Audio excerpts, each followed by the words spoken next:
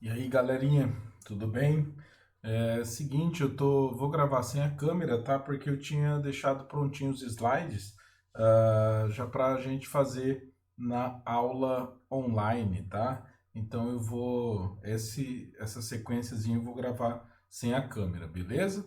Então bora lá, ó, fases do capitalismo, né? Logicamente que essa sequência a gente faz para que a gente entenda como chegamos aos dias atuais, beleza? Então, bora lá.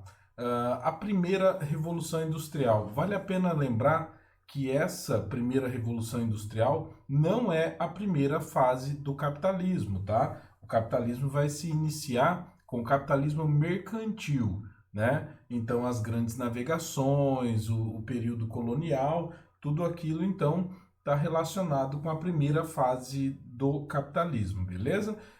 Mas o que que nós estamos fazendo aqui? A gente está focando exatamente no que é mais interessante para a gente, que são principalmente os processos econômicos, beleza? Então, as escolas econômicas, né, os modos de produção, o modelo de produção é o que mais vai interessar para a gente, beleza?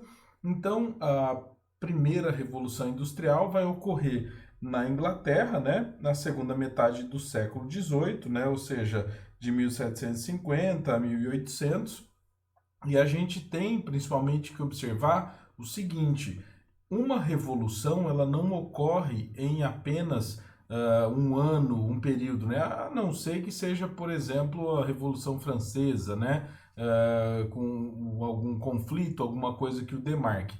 Nessa questão de uma revolução industrial, a gente vai ter então um período, tá bom?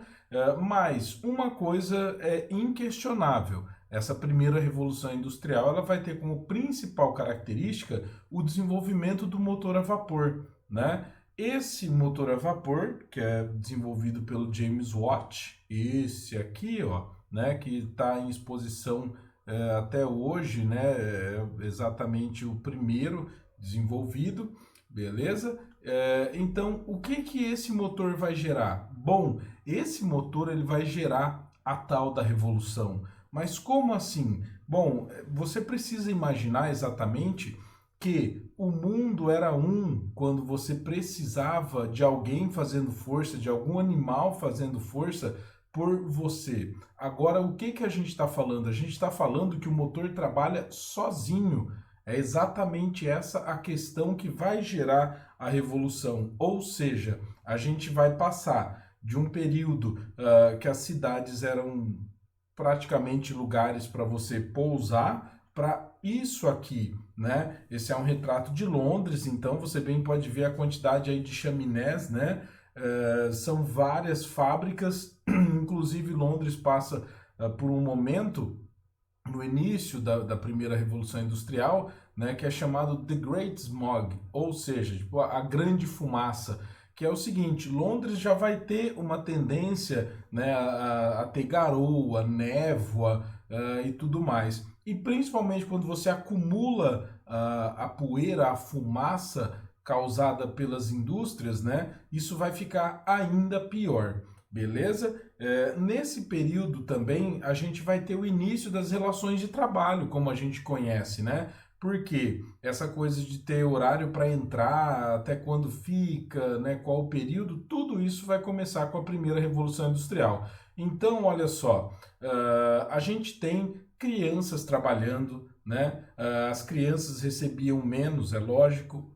Por quê? Porque a criança fica brincando, não tem foco, né? Mulheres receberiam menos, né? Menos que eu estou falando em relação aos homens, tá? Mulheres grávidas, não era raro os casos de mulheres esconderem a gravidez.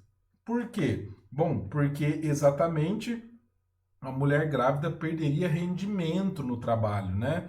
Então as fábricas optavam por demitir as mulheres. Então o que que elas fariam? Elas exatamente esconderiam que estavam grávidas, né? Então diversos relatos de mulheres tendo filhos na fábrica, ou seja, trabalhando até o último instante. Por quê? Bom, porque aquela questão de que mulher não trabalha, isso serve para mulheres da classe média e classe alta, né? As pobres sempre tiveram que trabalhar. Então, ó, essa imagem retrata exatamente isso. Você não tinha basicamente as relações de trabalho. Você ganhava o dia que você trabalhou. E de qual dia a qual dia da semana você trabalhava? Todos, todos. Pense na vida no sítio, né? Porque o período anterior à primeira Revolução Industrial, quase todo mundo vivia no campo. Então, o que que vai acontecer? As pessoas que saem do campo e vão para a cidade, né, no chamado êxodo rural, elas exatamente vão manter os mesmos processos de trabalho. Ou seja, quem trabalha no campo trabalha quais dias da semana? Todos, todos os dias da semana, né? Ah, e feriado e tudo mais. Não, a pessoa não sabe.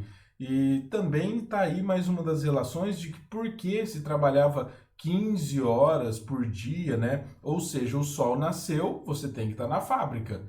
Assim como no sítio, né? Você vai trabalhar no campo, é assim, o sol nasceu, você já está no seu lugar de trabalho. Depois você para, almoça, tal, mas você vai ficar no trabalho até quando escurecer. Então era uma relação que para eles era completamente lógica, né? Então você não tinha feriado, não tinha nada disso, beleza? Então a primeira revolução, entre outras coisas, uma das características que ela vai criar é exatamente o início dessas relações de trabalho, tá? A gente tem alguns setores de grande destaque na primeira revolução industrial. Primeiro, o setor têxtil, né? Como eu coloquei aí a imagenzinha das crianças trabalhando, né? A siderúrgica, as indústrias navais, né? O setor ferroviário, né, que acaba então juntando duas coisas, porque a ferrovia era o meio, o modo de transporte mais veloz no continente e também acabou virando o mais veloz do oceano, né? Dos oceanos, dos mares, dos rios, de tudo. Por quê? Porque esses trens aí eles poderiam atingir praticamente 100 quilômetros por hora, logicamente em determinados trechos, né? Mas para esse período é uma velocidade absurda, absurda mesmo. Você precisa imaginar o seguinte: no período anterior você tinha uma média de velocidade de 16 quilômetros por hora, né? Para você se locomover a cavalo, em uma caravela ou então a pé. Porque andar a pé era uma coisa completamente comum, normal. As únicas pessoas que tinham cavalo eram as pessoas que tinham dinheiro, né? Tinham terras. Ou seja, é exatamente uma transformação, beleza? Então, logicamente, que todas essas mudanças elas serão contrárias ao período anterior, tá bom? Por exemplo, ter trabalho escravo dentro desse período era um absurdo. Por isso que o Brasil vai deter esse recorde completamente negativo aí, né? De abolir a sua escravidão depois de todo mundo, e a Inglaterra foi o principal país a cobrar, a pressionar pelo fim do trabalho escravo. Por quê? Exatamente porque eles estavam dentro de uma outra lógica. Você não precisaria de escravos, você precisaria de consumidores, tá? Então não vai ficar pensando que a Grã-Bretanha era a boazinha da história, não, né? Até existiam algumas pessoas que eram conscientes, mas na sua grande maioria o que eles buscavam, o que eles precisavam eram de consumidores, tá? Então não se deixe levar pelo momento, pelo calor das emoções que são atuais, tá bom? Nesse período você até tem algumas pessoas que lutam, mas a maioria delas queriam, na verdade, ganhar mais dinheiro, por isso a pressão em cima do Brasil, beleza? E daí a gente vai chegar no liberalismo econômico, né? Pode ver que eu coloquei até em negrito aí, exatamente porque ele vai ser a coisa mais importante que nós estamos buscando dentro desse período, né? O liberalismo econômico tem a ideia assim de ser liberal, mas principalmente de liberar a economia. Então, o Adam Smith, o David Ricardo, o John Locke, né, assim como outros pensadores, eles propunham, né, eles defendiam que a economia deveria ser livre. Mas como assim livre? Livre do rei.